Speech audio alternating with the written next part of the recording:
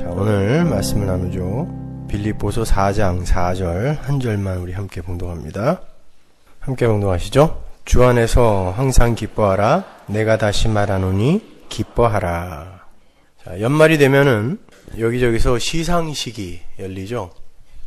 한 해를 마무리 짓는 시점에서 각 분야에서 두각을 나타낸 사람들의 공로를 치하하는 그러한 자리에서 심심치 않게 들을 수 있는 수상소감이 이 모든 영광을 하나님께 돌린다라는 그런 말입니다. 그만큼 기독교인의 저변이 확대가 되었다는 증거일까요? 심심치 않게 뻑하면 하나님께 영광을 돌린다고들 그렇게도 이야기한단 말이죠. 저는 그러한 연예인들이나 스포츠 스타들 혹은 정치인들의 하나님의 영광 운운하는 소감을 들을 때마다 정말 저 사람들이 하나님의 복음을 알고 저런 말을 하는 것일까 하는 그런 우려의 마음이 듭니다. 그들의 그러한 수상소감 속에는 자신을 그런 영광스러운 자리에, 상을 받는 자리에 서게 도와주신 하나님께 대한 감사의 마음과 아울러서 예수를 믿는 자로서 그런 큰 상을 받는 것이 하나님의 이름을 영화롭게 한 것이라는 대견스러운 자화자찬의 마음이 동시에 들어있을 거예요.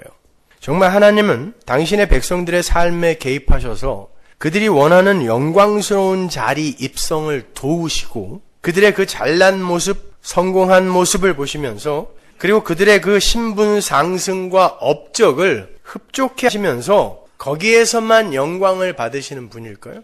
그렇다면 올 한 해 사업도 잘 안 되고 하는 일에 실패를 보았으며 직장에서 해고되었고 가정에 불화가 있었고 자식이 속을 썩이기도 했고 몸에 병을 얻기도 한 그런 종류의 사람들은 하나님의 영광은커녕 누가 되는 삶을 산 거죠.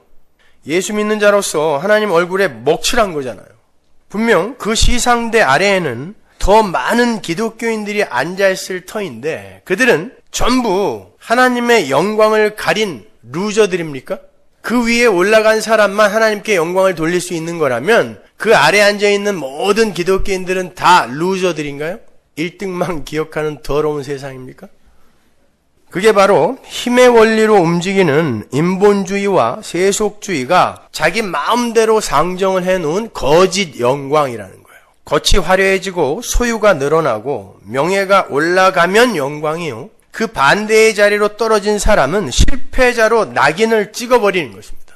그런데 이 세상에서 그러한 영광의 자리에 설 수 있는 사람은 몇이 안 돼요. 그리고 인간은 만족을 할 수 없는 존재이기 때문에 기쁨을 잃고 살아가는 거예요. 성경에 등장하는 하나님의 영광은 하나님의 하나님 되심이 가시적으로 드러난 상태를 가리킵니다. 그게 독사라는 단어의 의미예요. 하나님의 것, 하나님의 하나님 되심이 가시적으로 드러난 상태를 독사, 영광이라고 한단 말입니다. 쉬운 말로 하나님의 뜻과 계획이 올바로 성취가 되고 그분의 통치가 그분의 능력 안에서 올바로 시행이 될 때 그 자체를 독사, 영광이라 그래요. 그리고 그러한 삶을 사는 이의 삶을 영광스러운 삶이라고 하는 거예요. 하나님의 통치 아래에서 그 통치가 이끄는 대로 끌려가는 그 삶을 영광스러운 삶이라고 이야기한다니까요. 절대로 세상의 힘을 쌓아서 신분 상승에 성공을 한 사람들에게만 그 영광이라는 말을 붙이지 않아요. 따라서 하나님의 영광은 전능하신 하나님에 의해 쉬지 않고 나타나게 돼 있어요. 하나님은 당신의 영광을 매 순간 챙겨가세요. 모든 피조물은 창조주이신 하나님의 뜻과 통치에 순종하여 살 수밖에 없는 것이니까요.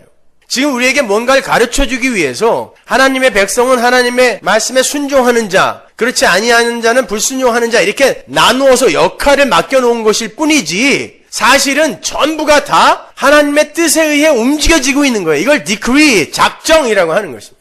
하나님의 장중에서 벗어나서 우발적으로 태어날 수 있는 존재도 없고 우발적으로 발생할 수 있는 사건도 없어요. 모든 것이 하나님의 통치 아래에서 움직여지는 거예요. 그런 의미에서 이 우주가 존재하는 것 자체가 하나님의 영광을 드러내기 위함이라고 이야기할 수 있는 것입니다.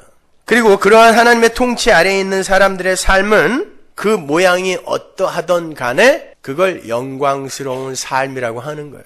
그래서 하나님은 당신의 백성들을 이렇게 부르시죠. 이사야서 43장 7절. 무릇 내 이름으로 일컫는 자 곧 내가 내 영광을 위하여 창조한 자를 오게 하라. 그들을 내가 지었고 만들었느니라. 하나님의 백성은 하나님의 영광을 위해 창조가 된 자들이에요. 하나님의 백성은 모두가 다 여러분이 세상에서 성공해야 영광이 되는 게 아니라 여러분의 존재 자체가 하나님의 영광으로 창조가 된 거란 말입니다.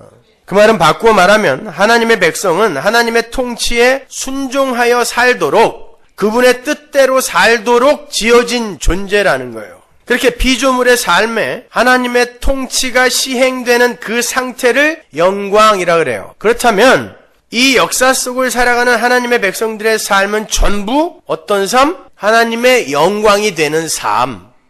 하나님께서 당신의 영광을 위해서 창조한 게 하나님의 백성들이니까요. 따라서 절간의 스님도 하나님의 영광을 나타내기 위해 존재하는 사람인 거고, 감옥 안에 수많은 죄수들도 하나님의 영광을 위해 창조가 된 것이며, 교회 안의 성도들도 하나님의 영광을 드러내기 위해 존재하는 거예요.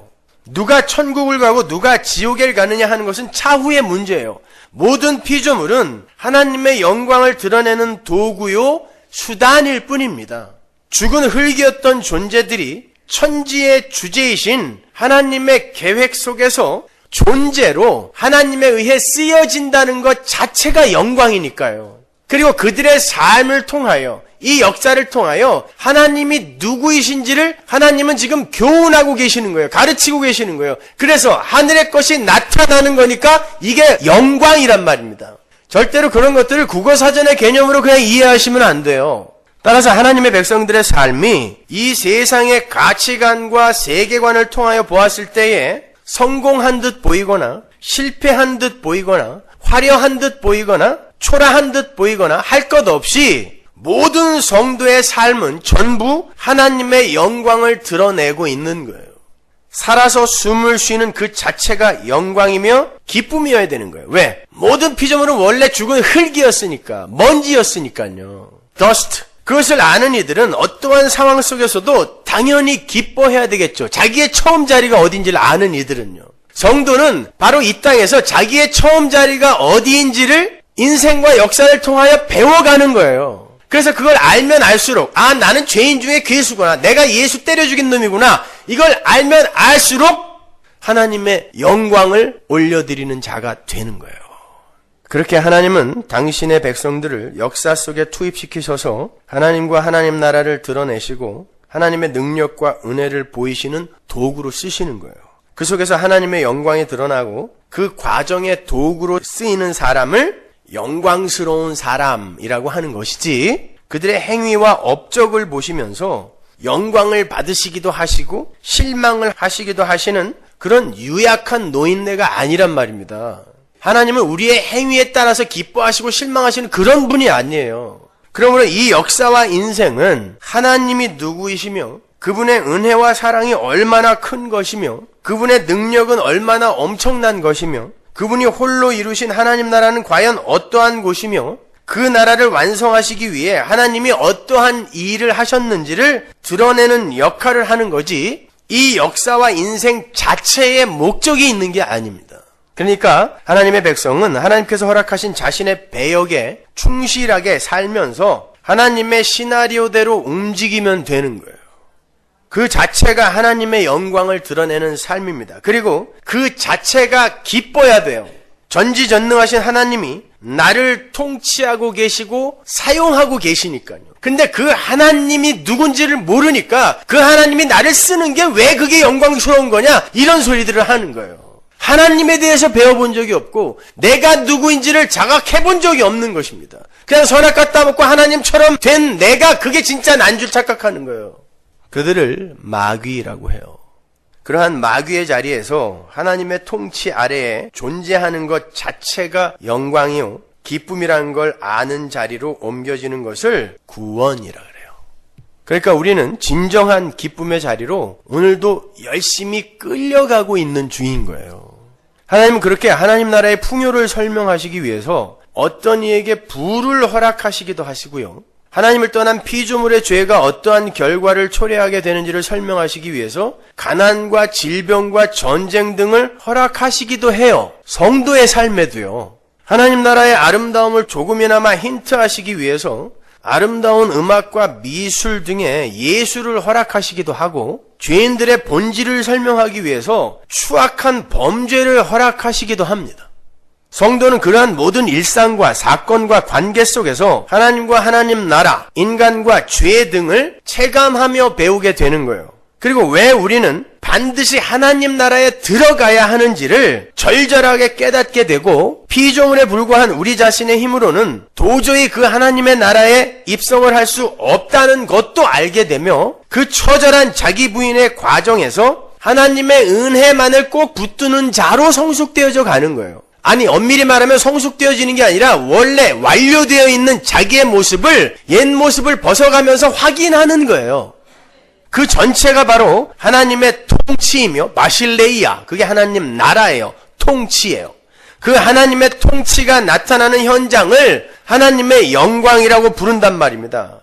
그래서 성경이 하나님의 통치를 떠난 죄인들의 모습을 하나님을 영화롭게 하지 않는 자, 로마서 1장에 나오죠. 하나님을 영화롭게 하지 않는 자, 하나님의 영광을 드러내지 않는 자. 그 말은 무슨 말이죠? 하나님의 통치 밖에서 존재하는 자, 그런 자가 있을 수는 없는데, 하나님의 백성은 반드시 하나님의 통치 아래에서 존재해야 된다는 것을 강조하기 위해서 죄인을 하나님을 영화롭게 하지도 않고로 표현하는 거예요. 그리고 하나님의 성도들을 영화롭게 된 자라고 표현하는 거예요. 로마서 8장에 나오죠. 우리는 영화롭게 되었어요. 영화롭게 되었다는 게 뭐예요? 멋진 하얀 옷을 입고 얼굴이 금처럼 막 빛나는 게 영화롭게 되는 거예요? 아니, 하나님의 통치 아래에 완전히 순종하는 자가 됐다가 영화롭게 되었다라는 거예요. 하나님의 영광, 발산적 영광이 하나님으로부터 비춰지면 성도는 그 안에 그 영광을 받아서 반사적 영광으로 흘려내는 거예요. 그게 하나님 나라거든요. 그게 영화롭게 되었다라는 말의 진의란 말입니다.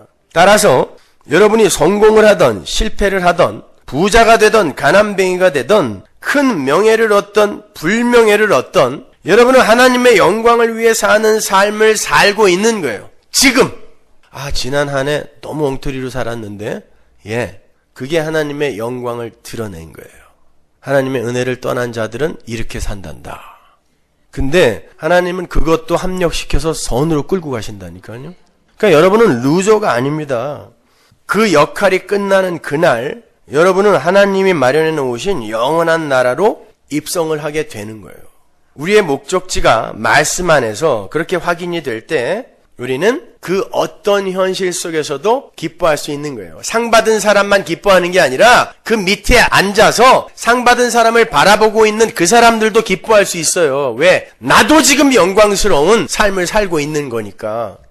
한 해가 마무리되는 이 시점이 되면은 우리는 너나 할 것 없이 우리 자신을 시상식장에 데려다가 앉혀요. 자기 스스로. 그리고는 스스로 매긴 점수와 세상이 자신의 일련에 대해서 매겨준 점수를 종합해서 자신을 시상대 위로 올리기도 하고 시상대 아래로 처박아 버리기도 합니다. 그리고는 자신의 삶과 업적에 대해서 치하를 하기도 하고 한없는 자괴감에 스스로에게 체벌을 가하기도 해요. 물론 거기에서의 상벌은 세상이 가치라고 상정해 놓은 가시적 업적의 근거에서 주죠. 세상이 가치라고 여기는 것을, 상정해 놓은 것을 많이 얻어내면 지 스스로 자기에게 칭찬을 해줘요. 상을 준다니까요. 못 얻어냈으면 막 야단을 쳐요.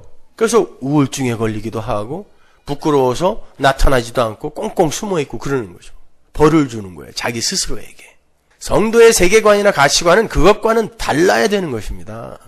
오늘 본문을 보시면 사도 바울이 빌립보 교회 성도들에게 항상 기뻐하라고 그들의 감정의 명령을 내려요. 항상 기뻐하라. 가끔 기뻐하라 아니고요. 항상, 매순간이란 뜻이에요. 매순간. 그건 사도 바울의 명령이 아니라 하나님의 명령이에요. 하나님의 법은 그렇게 우리의 감정의 영역까지도 다스림의 영역으로 정해놓고 있어요. 나중에는 하나님의 그 명령이 우리의 감정에 다다를 때 우리의 감정이 그 하나님의 명령에 그대로 반응하게 됩니다. 어디에서? 하나님 나라에서요. 여기서는 안 되죠. 마치 되는 것처럼 그런 표정을 앉아있으면 설교를 할 수가 없잖아요. 나는 되는데 지금. 우리는 우리의 의지를 발동해서 우리의 감정을 절대 제어하거나 억어할 수가 없어요. 안 된단 말입니다. 그건 실존적 경험상 누구나 공감하는 거예요. 슬퍼서 어쩔 줄 모르던 사람이 자신의 감정에 대해서 기뻐져라. 다시 한번 말하노니 기뻐져라. 아무리 명령해도 감정은 말을 듣지 않아요. 미친놈이에요, 그거는요. 자기한테 기뻐져라, 기뻐져라. 이건 미친놈이지 뭐예요. 실패로 인해서 고통스러워하는 자신의 감정에 감사해라, 감사해라 하고 아무리 명령을 해도요. 그 감정이 고통과 원망에서 감사로 둔갑하지 않아요.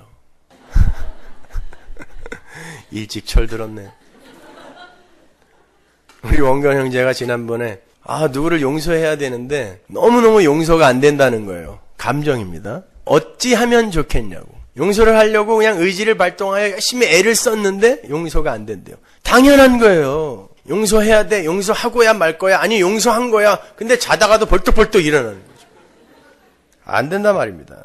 그런데 성경을 보면 우리 감정에 수많은 명령이 떨어지고 있으면 우리는 알 수 있어요. 사랑해라, 기뻐해라, 항상 감사해라, 탐내지 마라, 미워하지 마라 등등 수많은 명령들이 우리의 감정에 떨어지고 있어요. 그런데 우리가 잘 생각해야 할 것은 그러한 명령에 의한 감정의 발휘가 정말 절대적으로 다 옳고 적합하냐 하는 거예요.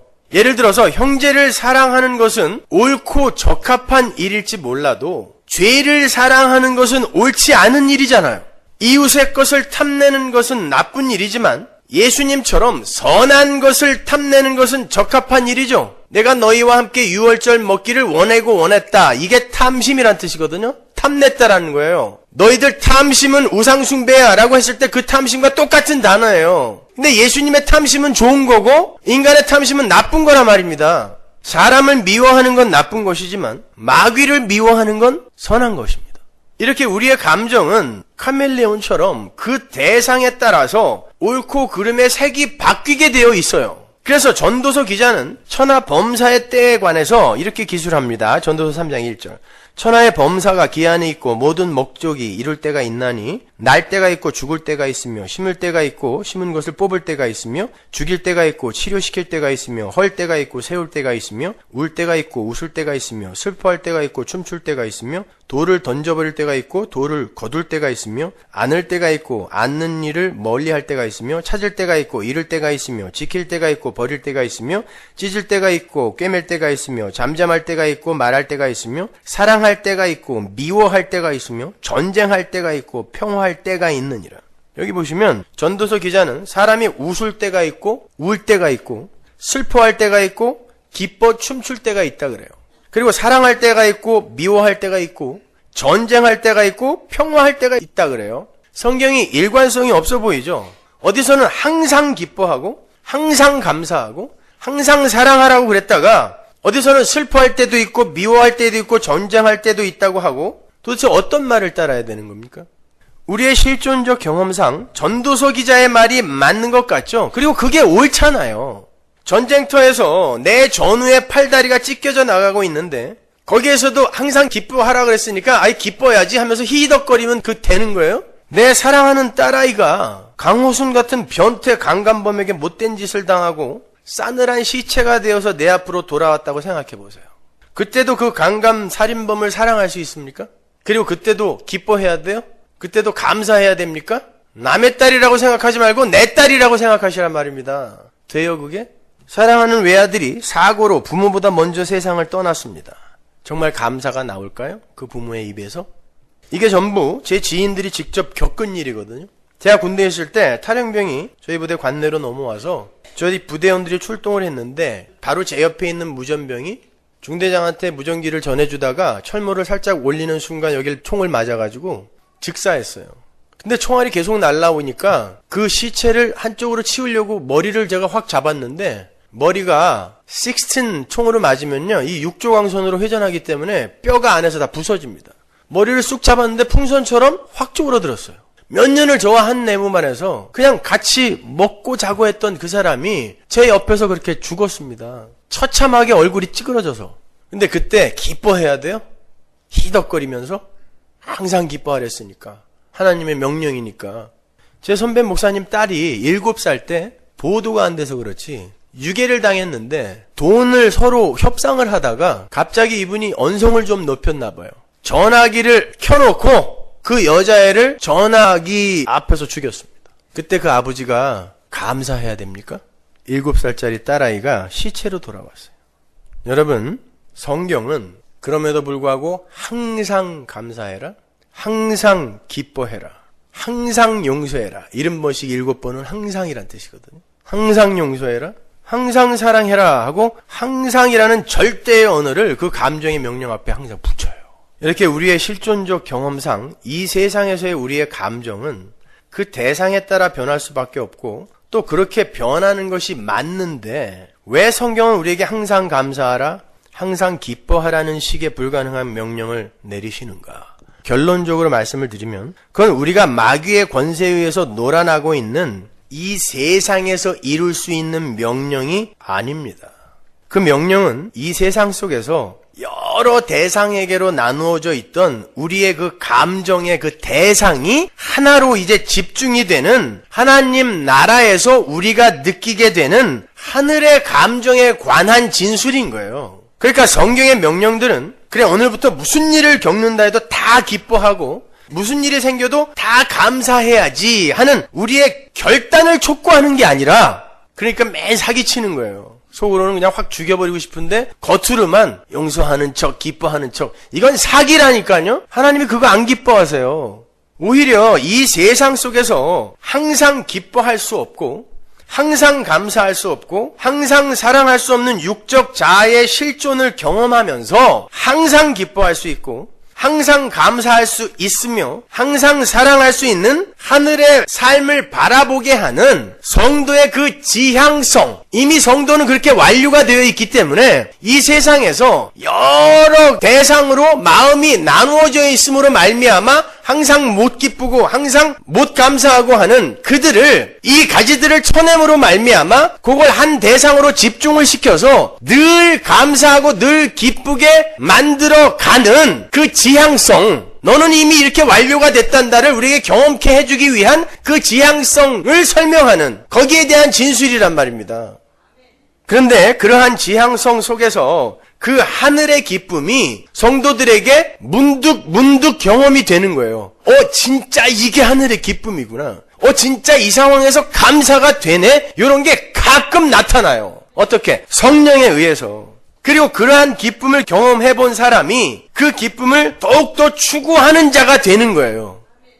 내가 이 상태로 지금 완성이 되어 있단 말이야? 그러면 내가 더 이상 이렇게 살아서는 안 되는 거잖아. 요런 변화가 일어나게 되어 있단 말입니다. 물론 금방 또 실패하지만, 그러니까 이러한 기쁨이 항상 내 안에 있었으면 좋겠다. 그게 항상 기뻐하라의 명령이 우리에게 요구하는 내용인 거예요. 이 땅에서 니네 항상 기뻐하는 자가 안 되면 절대 천국에 안 들여보낼 거야. 이 말이 아니라니까요. 혹시 지금 속으로 스데반도 돌에 맞아 죽으면서 자기를 죽이는 자들을 용서했는데 우리도 바로 그렇게 성숙한 자리로 가야 되는 거 아닌가? 가능할 것 같으세요? 육신의 몸을 입고 있는데? 여러분, 돌에 맞아 죽는다는 것은 정말 인격적인 모독과 함께 이 세상에서 겪는 가장 큰 고통을 겪으면서 죽는 거거든요. 자기와 이웃에서 그렇게 친했던 사람이요, 돌을 들고 와서 얼굴부터 찍는 거예요. 멀리서 이렇게 던지는 거 아니에요. 큰 돌을 갖고 와서 얼굴부터 찍어요. 그리고는 숨이 끊어질 때까지 돌을 던져서 때리는 거예요. 누군가가 여러분을 그렇게 죽이고 있다고 생각해 보세요. 근데 사랑이 나와요? 용서가 나올 것 같으세요? 누가 지나가다가 따기만 한 대 때려도 너 죽고 나 죽자 되잖아요. 근데 돌에 맞아 죽어가고 있단 말입니다. 근데 스데반에게서는 어떻게 이런 게 나온 거예요? 어떻게 나왔죠? 스데반이 하늘을 봤더니 하나님 나라와 하나님과 예수님이 거기 있었어요. 그걸 보니까 내가 저기에 살아야 되는 사람이구나를 알게 되는 거예요. 그런데 저기에 가려면 이 세상에서의 육의 목숨이 끊어져야 되거든요. 그런데 누군가가 저 좋은 곳이 내 눈에 보이고 나를 목숨 걸어 사랑해주는 예수님이 바로 거기서 나를 안타까운 눈으로 쳐다보고 계신데 이제 곧 부둥켜 안고 우리는 영원히 살 거예요. 근데 얘가 안 죽어. 근데 어떤 사람들이 돌을 갖고 와서 죽여주고 있는 거예요, 자기를요. 그게 자기 부인의 최절정의 순간이거든요. 여러분이 이 세상에서 숨을 놓을 때, 그때 그게 가능해져요. 왜? 그 순간 여러분은 이제 새 몸을 입고 하나님 나라를 가게 되기 때문에 그때 완성이 되는 거예요. 육의 몸을 입고 있는 동안에는 죽었다 깨어나도 안 됩니다. 그게요. 사도행전 7장 55절 보세요. 스데반이 성령이 충만하여 하늘을 우러러 주목하여 하나님의 영광과 및 예수께서 하나님 우편에 서신 것을 보고 말하되 보라 하늘이 열리고 인자가 하나님 우편에 서신 것을 보느라 한데, 스데반이 뭘 봤다 그래요? 하나님의 영광을 봤다 그러죠. 스데반은 지금 가장 처절한 실패자로 죽어가고 있는 거예요. 이 세상에서 가장 처절한 실패의 모습이에요. 그것이 돌에 맞아 죽고 있잖아요. 그의 모습은 이 세상의 세계관과 가치관으로는 누가 보아도 실패자여 루조의 모습이에요. 그런데 그의 실패의 현장에 하나님의 영광이 나타나고 있단 말입니다. 죽어가는 스데반 위로 하늘이 열리고 하나님의 영광이 나타났다는 것은 지금 하나님의 영광이 스데반하고만 연결이 되고 있다는 뜻이거든요. 바로 그 하나님의 영광이 스데반에게 임하는 거고, 스데반의 죽음이 바로 하나님께 영광이 되는 삶임을 보여주는 거예요. 이렇게 연결이 되고 있단 말입니다. 스데반의 머리 위로만 하늘이 열렸어요. 그리고 거기에 하나님의 영광이 나타났단 말입니다. 우리가 생각하는 거랑은 많이 다르잖아요. 우리 세상에서 성공하고 대단한 업적을 쌓아서 그렇게 하나님의 영광을 돌리는 건 줄 알았는데, 이 세상에서 설교 딱 한 편 하고 맞아 죽는데 하나님의 영광이 그를 덮고 있단 말입니다. 하늘에서. 이게 영광스러운 삶이다를 보여주는 거예요. 하나님이 확증해 주는 거예요. 하나님의 영광을 보았다는 말은 단순히 찬란한 옷을 입고 계신 하나님을 보았다는 말이 아닙니다. 하나님의 영광은 보이지가 않아요. 하나님은 영이시기 때문에 하나님 자체가 보이질 않아요. 그런데 스데반이 하나님의 영광을 보았다라고 이야기하잖아요. 그 말은 자기가 그렇게 궁지에 몰리게 된 게 하나님의 계획 안에 있었던 거고 하나님이 기뻐하시는 일이었음을 알게 되었다는 뜻이에요. 그게 하나님의 영광을 보았다라는 거예요. 아, 이게 하나님의 뜻이었구나. 그러니까 이게 하나님의 뜻이라면 내가 돌에 맞아 죽는 게 내가 하나님을 원망할 일이 아니라, 왜 안 발려줘요 하나님, 이렇게 원망할 일이 아니라 이게 바로 가는 거구나. 그러니까 나를 때려 죽이는 사람도 하나님에 의해 지금 쓰임을 받고 있는 것이니까 내가 저들을 정죄하면 안 되는 거구나 라고 용서가 터져 나오는 거란 말이에요. 우리가 지금 그 자리로 밀려가는 거예요. 그러니 맞아 죽으면서도 그들을 용서하는 사람, 그 자리로 우리가 밀려 내려가고 있으니 그 삶이 어찌 쉽겠습니까? 힘든 거예요. 내가 죽는 거예요. 계속 죽는 거예요. 그래서 사도 바울이 나는 날마다 죽는다 그런 거야. 날마다 죽는다. 날마다 죽어서 어디까지 내려가는 거예요? 누가 돌로 나를 때리는데 거기에서 그냥 완전히 쪼다처럼 에휴 괜찮아. 그래도 하나님이 너를 불쌍히 여기셔서 너에게도 나에게 허락한 하나님의 축복이 임했으면 좋겠어. 이 자리로 가는 거예요. 이건 세상의 세계관과 가치관으로 판정했을 때 이건 바보란 말입니다. 근데 우리를 그렇게 흐물흐물하게 밀고 내려가는 거예요. 스데반은 지금 자기가 겪고 있는 일이 하나님의 계획과 하나님의 통치의 결과물이라는 것을 인정하고 수긍하게 된 거예요. 그래서 영광이라는 단어가 거기 나오는 거예요. 그리고 그 하나님의 영광 옆에 하나님의 영광을 가장 멋지게 보여주고 가신 예수님이 서 계셨다 그러죠. 하나님의 뜻과 계획에 한치의 거스름도 없이 완벽하게 그분의 통치에 순종하다 가신 분이 누구죠? 예수잖아요. 그분이야말로 하나님의 영광을 온전히 드러내고 가신 분이고, 그래서 그분의 삶을 하나님이 영광이라고 칭해 주신 거예요. 예수님은 십자가를 지시기 바로 전에 이렇게 말씀하셨습니다. 요한복음 17장 1절. 예수께서 이 말씀을 하시고 눈을 들어 하늘을 우러러 가라사대 아버지여 때가 이르렀사오니 아들을 영화롭게 하사, 아들로 아버지를 영화롭게 하옵소서. 보세요. 이제 이해가 가죠? 아들을 영화롭게 하라는 건 뭐예요? 내 뜻대로 마옵시고 아버지의 통치대로 하옵소서가 아들을 영화롭게 하옵소서예요. 하나님 것이 이 세상에 나타나는 게 영광이니까 아들을 영화롭게 하면, 그러면 이 아들이 아버지의 뜻대로 죽음으로 말미암아 아버지의 영광이 되는 거란 말입니다. 그래서 아들을 영화롭게 하사 이 아들이 그 영화로움으로 말미암아 죽음으로 아버지께 영광이 되게 해주세요가 17장 1절이에요. 4절 보세요. 아버지께서 내게 하라고 주신 일을 내가 이루어 아버지를 이 세상에서 영화롭게 하였으니, 영광을 돌렸으니, 이런 뜻이에요. 똑같은 단어예요. 녹사조 똑같은 단어란 말입니다. 영광을 어떻게 돌려요? 아버지가 하라고 하는 일을 이 세상에서 내가 이루는 게 아버지를 영광스럽게 하는 거예요. 얘야, 내가 목적이 있어서 그러니까 올해는 네가 암에 좀 걸려야 되겠다. 그 사람이 영광스러운 삶을 사는 거예요. 내가 목적이 있어서 그런데 너 올해는 좀 망해야 되겠어. 그 사람이 아버지께 영광을 돌리는 사람이에요. 절대 실패자가 아니란 말입니다. 여러분은 이미 성공을 한 분이에요. 그리고 그 성공한 이들이 내가 도대체 어떻게 성공한 자가 되었는지를 배우는 게 이 인생이며 역사인데 어떻게 여기에서 성공과 실패를 이야기하냐고요. 그 자체가 잘못된 거예요. 그게 믿음이 없는 거예요. 여러분은 실패할 수가 없어요. 다 성공이에요. 대박난 인생들이에요, 여러분은요.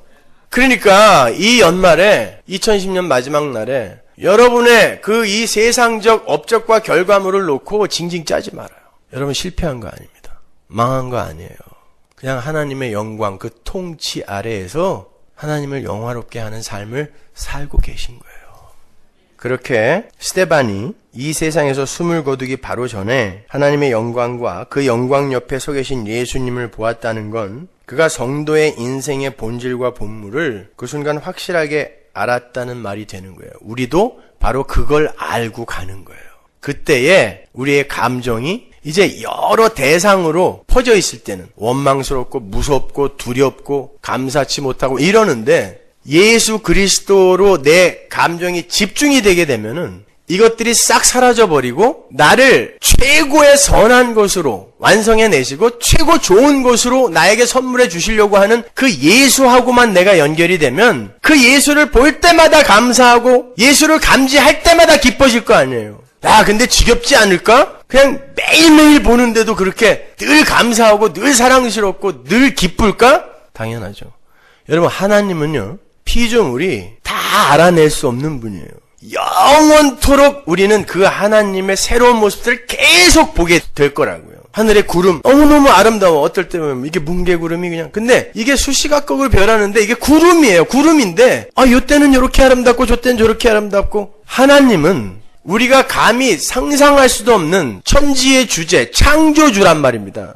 그분은 우리가 한 번에 알아먹을 수가 없어요. 피조물이 영원토록 그분을 알아가는 거예요. 그래서 항상 기뻐요. 그리고 항상 감사해요. 그리고 항상 행복해. 지루할 거라고 생각하지 마세요. 다시 한번 말씀드리지만 그렇게 성경이 항상 기뻐하라, 범사에 감사하라, 사랑하라, 7번씩 70번이라도 용서하라고 우리의 감정에 대해서 명령을 하시는 것은 이 해 아래에서 그러한 감정의 성숙을 반드시 이루어내라는 억지를 부리는 게 아니란 말입니다.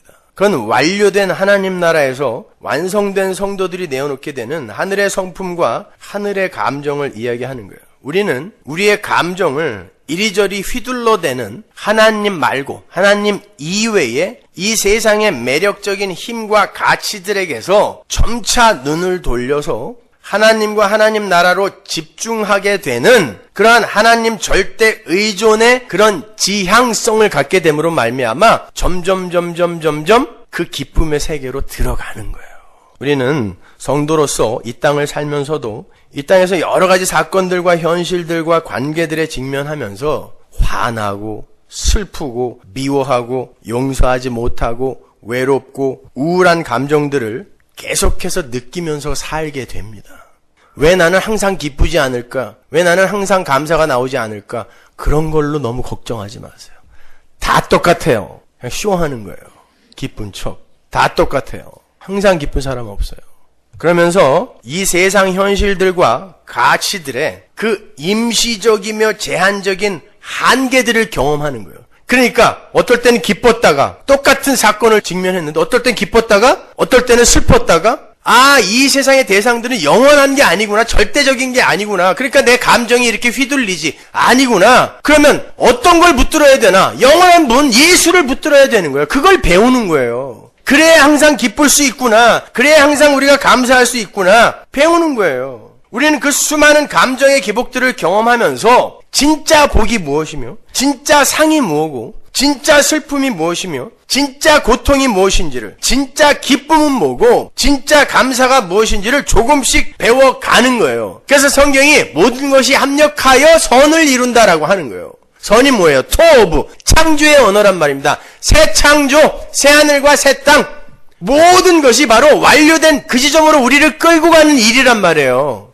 어떤 사람이 수천만 불짜리 복권에 당첨이 됐습니다. 기쁘죠. 행복합니다. 감사합니다. 그런데 그 복권 당첨금 때문에 부부관계가 갈라지고 알코올과 마약에 중독이 되고 삶이 무질서해지더니 결국 폐가 망신해서 쓰레기 같은 인생을 살게 됐어요. 그런 사람 많이 보죠? 대부분이 그렇게 결론이 난다 그러는데 어떠세요? 원망입니다. 고통이에요. 아픔입니다. 복권 당첨이라는 사건이 행복과 기쁨도 주었다가 슬픔과 고통도 줍니다. 고등학교 3년 내내 열심히 공부한 아이가 대학에 떨어지고 이리저리 방황합니다. 매일 술이나 마시고 자괴감에 빠져서 폐인처럼 살아요. 슬픔입니다. 고통이에요.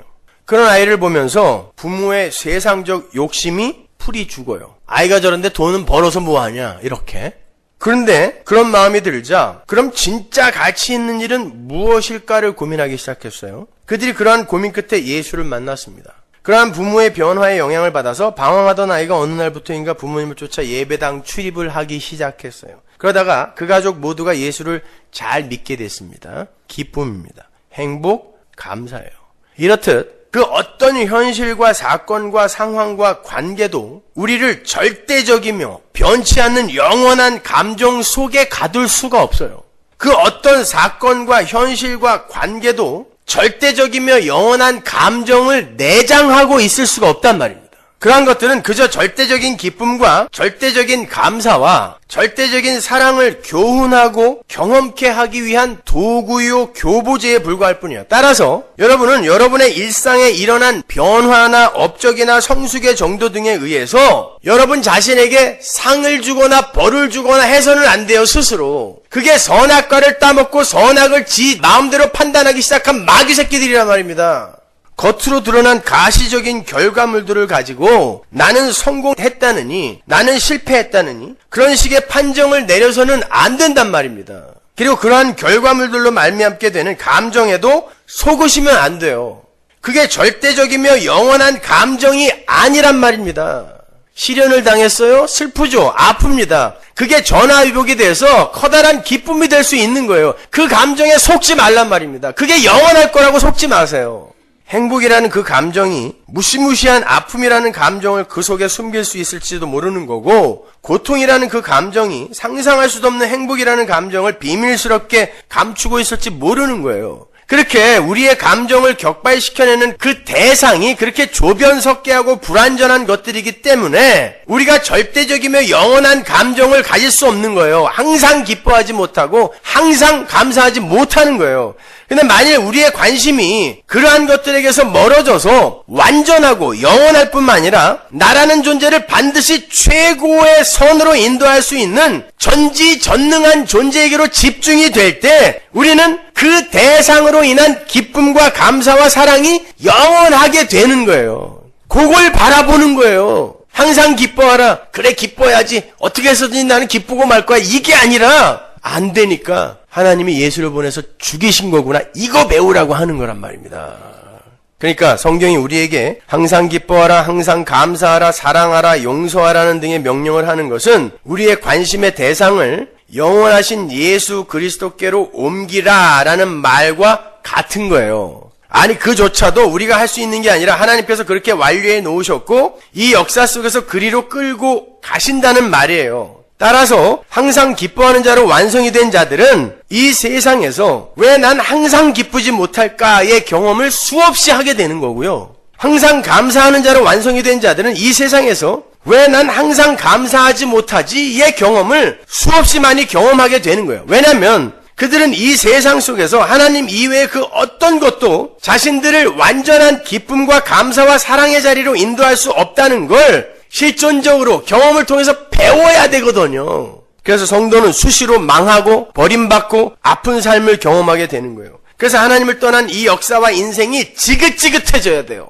성도는 그러한 경험들 속에서 이 세상에 그 어떤 가치 있어 보이는 것도 우리를 절대 항상 감사하고 항상 기뻐할 수 있는 자로 만들어낼 수 없는 거구나라는 진리에 도달하게 되고, 거기에서 우리는 항상 기쁘게 하고 항상 감사하게 만드시는 유일하신 분 예수 그리스도를 꼭 붙드는 성도의 삶이 격발되게 되는 거예요. 이게 다 하나님의 통치 아래서 일어나는 거란 말입니다. 그러니까 여러분의 삶에 일어나는 모든 일상은 다 하나님께 영광이 되는 거예요. 그게 바로 영화로운 삶이에요. 여러분은 다 상 받은 분들이라니까요. 그러니까 주눅 들지 말란 말이에요. 부끄러워하지도 말란 말입니다. 성도는 절대 실패할 수가 없어요. 이 세상적 가치관과 세계관으로 그들의 삶의 가시적 열매를 볼 때에는 성공과 실패로 그들의 삶을 판단할 수 있겠지만, 이미 완료되어 있는 묵시라는 결과로 향하고 있는 성도의 삶이라는 관점에서 볼 때 성도의 모든 일상은 다 합력되어 선으로 향하는 성공의 삶인 거예요. 따라서 여러분은 여러분의 한 해의 추수의 결과가 어떻게 되었다 할지라도 다 성공하신 분들인 거예요. 그래서 사도 바울이 고린도 교회 사람들에게 이렇게 이야기한 거예요. 고린도전서 10장 31절. 그런즉 너희가 먹든지 마시든지 무엇을 하든지 다 하나님의 영광을 위하여 하라. 이 말은 먹든지 마시든지 항상 이게 하나님의 영광이 되게 해주세요, 이런 마음으로 먹고 마시라는 뜻이 아니라 니들의 일상은 먹는 거 마시는 것까지도 다 하나님의 영광을 위한 거야, 이런 뜻이에요. 근데 왜 엉뚱한 거, 특별한 것 같고 그것만 하나님께 영광이 된다라고 생각을 해? 이게 고린도 교회의 문제점이었잖아요. 아니야, 먹는 것 마시는 것까지도 다 그냥 하나님의 통치 아래서 일어나는 것이기 때문에 그거 다 하나님께 영광되는 거야. 아닌 줄 알았지? 이거 물어보는 거예요. 그러니까 여러분이 조금 아까 떡국 먹은 것도 하나님의 통치 아래서 하나님의 영광을 드러내는 일을 하신 거예요. 나가다가 갑자기 부부싸움을 했다. 야, 이거 새해부터 완전히 재소음 붙었네. 올 한해 어떻게 사나. 그러지 마시고 또 나가다 싸우란 말은 아니에요. 그것조차도 하나님의 영광이 드러나는 거예요. 야, 어떻게 이 새해가 됐는데 새해 첫 시간에도 마누라의 잔소리가 이렇게 듣기 싫으냐? 네게 인간인가? 그거 배웠으면 되는 거예요. 그게 하나님께 영광이 되는 거예요. 고린도전서 4장 9절 보세요. 내가 생각건대 하나님이 사도인 우리를 죽이기로 작정한 자 같이 미말에 두셨음에 우리는 세계 곧 천사와 사람에게 구경거리가 되었노라. 아니, 하나님의 영광을 그렇게 수없이 이야기한 사람이고 하나님의 영광을 위해서 성도가 살아야 한다라는 걸 누구보다 잘 아는 사람이에요. 그리고 자기는 그렇게 살았다라고 주장을 한 사람인데 어떻게 살았다 그래요? 하나님이 마치 자기를 죽이려고 하는 것처럼 자기 인생이 괴로웠대요. 아니, 하나님의 영광이 내 삶 속에서 드러나기 위해 하나님의 통치가 나에게 임하는데 하나님이 칼을 들고 쫓아오시는 거예요. 처음엔 농담인 줄 알았어요. 그런데 40에 하나 감한매를 수없이 맞는데 안 말려주고 타는 배마다 난파를 시키네. 그때마다 헤엄치면서 하나님 대체 이럴 거예요? 심지어 돌에 맞아서 거반 죽을 때까지 안 말려줘요. 어떻게 된 거냔 말이에요. 근데 그게 영광이라는 것입니다. 고린도전서 4장 11절. 바로 이 시간까지 우리가 줄이고 목마르며 헐벗고 매맞으며 정처가 없고 또 수고하여 친히 손으로 일을 하며 후욕을 당한 즉 축복하고 핍박을 당한 즉 참고 비방을 당한 즉 권명하니 우리가 지금까지 세상의 더러운 것과 만물의 찢기같이 되었도다. 이게 하나님께 영광이 되는 겁니까? 맞다는 거예요. 그리고 이게 바로 영광을 돌리는 삶이라는 것입니다. 하나님의 통치 아래에서 하나님이 그렇게 살아 그러면 사는 거예요. 하나님은 그때 자랑하는 거예요. 얘 봐라, 내 백성은 저 상황에서 내가 살라 그러니까 그냥 살잖아. 이걸 보이고 싶은 거예요. 하나님의 통치에 순종하는 자. 이게 하나님 나라니까 우리는 그걸 이 땅에서 하나님 나라의 현실을 연습하고 가는 거예요. 배우고 가는 거예요. 그러니까 그냥 사는 거예요. 강청기도라도 해서 어떻게 해서든지 이 상황을 벗어나자, 이게 아니라 오히려 그냥 하나님이 이렇게 살려면 살겠습니다. 또 배 난파시키네요? 예, 헤엄치면 되죠. 뭐 이렇게 가는 거예요. 보통 시중에서는 이 시간쯤 되면 목사가 안수를 해주기 위해서 교인들을 줄을 쫙 세웁니다. 한 해 동안에 내 이 능력의 기도를 받고 니들이 하는 일이 다 잘 됐으면 좋겠다. 아니요, 여러분. 하나님의 통치에 이끌려서 여러분의 뜻이 묵살되고 박살이 나고 하나님의 뜻이 여러분의 인생 속에서 성취가 돼야 돼요. 그게 성도의 삶인 것입니다. 그러니까 여러분들 너무 여러분의 인생의 성공과 실패에 관심 두지 마세요. 그렇게 우리가 우리의 마음이 관심을 두고 있는 대상들을 하나하나 뺏기게 될 때 그때 우리는 진짜 내가 이때 기쁜 거구나, 이럴 때 감사할 수 있는 거구나를 깨닫게 되는 거예요. 왜? 나는 흙에서 왔기 때문에 이 흙에서 온 육신을 입고 있는 동안에는 이 땅의 것을 좋아할 수밖에 없어요. 내가 거기서 왔기 때문에요. 근데 왜 하나님이 땅에다가 보냈겠냐고요. 나중에 이 땅은 하나님이 인간을 저주할 때 너는 흙에서 왔으니까 흙으로 가라 라고 이야기했죠. 이게 저주거든요. 땅의 것을 좋아해서 그 땅의 것들과 이렇게 연합되어 있는 상태가 저주예요. 그 상태에서 이게 왜 저주이며 이게 왜 사망의 삶인지를 깨닫게 되는 게 성도의 인생이란 말입니다. 그래서 여러분은 아주 진저리가 나게 된다니까요. 이 땅의 삶 속에서 그 흙에 불과한 자를 흙에서 끄집어 올려서 하늘로 끌어올리는 걸 구원이라 그래요. 그래서 여러분의 인생 속에서 이 땅의 것들이 자꾸 잘려나가는 거예요. 그때 당황하지 말란 말입니다, 여러분. 그리고 그때 진짜 기쁨을 여러분이 맛볼 수 있어야 돼요. 그래서 사도가 항상 기뻐하라, 항상 감사해라 이런 말을 할 때는 항상 그 앞에다 뭘 붙여요? 주 안에서라는 단어를 붙이잖아요. 주 안에서. 주 안에서 기뻐하라, 주 안에서 감사하라. 예수 안에서만 우리는 감사할 수 있어요. 그래서 여러분은 예수를 잘 배워야 되는 거예요, 여러분. 하나님께서 여러분의 삶에 찾아오셔서 죄인들의 삶의 결국을 알려주시기 위해서 여러분 안에 악마성을 들추어내시거든 그대로 수긍하세요. 그리고 아파하시면 돼요. 고통스러워 하십시오. 그리고 그 자리에서 예수 그리스도의 십자가를 꼭 붙드세요. 난 예수 없으면 쓰레기입니다. 예수 없으면 그냥 마귀입니다 라고 고백하란 말이에요. 반대로 때때로 하나님께서 여러분 안에 성령님을 통해서 하나님께 순종하는 삶의 그 환희를 경험케 하실 때도 있을 거예요.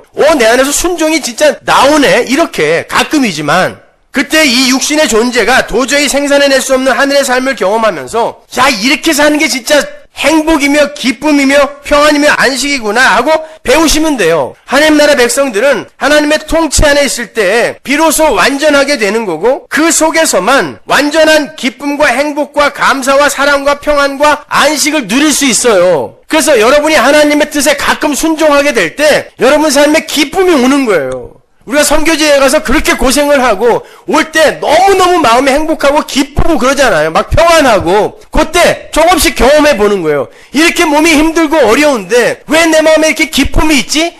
이런 거겠구나. 하나님이 함께 하시고 그분의 통치에 나를 순종케 하실 때 내가 그 순종하는 자리에 앉아있을 때 이렇게 행복한 거구나를 배우는 거예요. 우리는 하나님의 통치 안에 있을 때 행복할 수 있어요. 그게 진짜 자유예요, 여러분. 그런데 우리는 그 하나님의 통치를 벗어나서 내 욕망을 채우는 걸 성공이라고 착각한단 말입니다. 아니란 말이에요, 그거는요. 제가 존경하는 목사님이 예전에 그런 말씀 하시더라고요. 물고기가 왜 나는 물에서만 살아야 돼? 야, 저 넓은 땅이 있는데 왜 나는 이 물에만 갇혀 있어야 돼? 왜 나를 물에서만 살라 그래? 그리고 나가갖고 모래사장에서 하루 종일 일광욕하면 그 굴비 되는 거예요. 마른 오징어, 북어 다 요런 놈들이에요, 다. 하나님이 살라고 하는 그 하나님의 통치 아래에 존재할 때 그때가 진짜 자유로운 거고 그게 진짜 성공인 거예요. 축구선수가 나는 왜 발로만 공을 차야 돼? 손도 쓸 거야. 그걸 반칙이라 그래요. 자동차가 왜 육지로만 다녀야 돼? 바다로 뛰어들면 추락이에요. 자유가 아니라니까요. 우리는 이 세상 속에서 가끔 그런 하나님의 통치 아래에서의 순종을 경험하면서 이게 진짜 자유구나 배우는 거예요. 튀어나가서 아무리 내 욕망 성취해봐야 굴비되는 거구나. 이거 깨닫고 가면 되는 거예요. 그게 성도의 인생인 것입니다, 여러분. 그러니까 여러분은 지금 하나님의 통치 아래에서 세상적인 판단에 요동치 않고 오직 하나님의 영광만을 위해 존재하는 하나님 나라 백성들의 삶을 잘 살고 계신 거예요. 그러니까 망했다고 주눅 들지 말고 부끄러워하지도 마시고 부자 됐다고 교만해하지도 마세요. 그냥 그러한 일상 속에서 우리를 통치하고 계신 하나님의 능력과 주권을 인정하시면서 살아계시면 돼요. 그러다 보면 이 세상 속에서의 나의 위치나 소유나 업적 등에 관계없이 조금씩 그 하늘의 절대의 기쁨을 누리고 있는 자신을 발견하게 될 거예요. 그리고 실제로 그렇게 사는 분들이 있다는 걸 제가 압니다. 봤으니까요. 새해에는 우리 서문화교회 성도들 모두가 그러한 하늘의 기쁨으로 충만한 그런 한 해가 되시기를 바랍니다. 새해에는 항상 기뻐하세요. 망해도 기쁘고 실패해도 기쁘고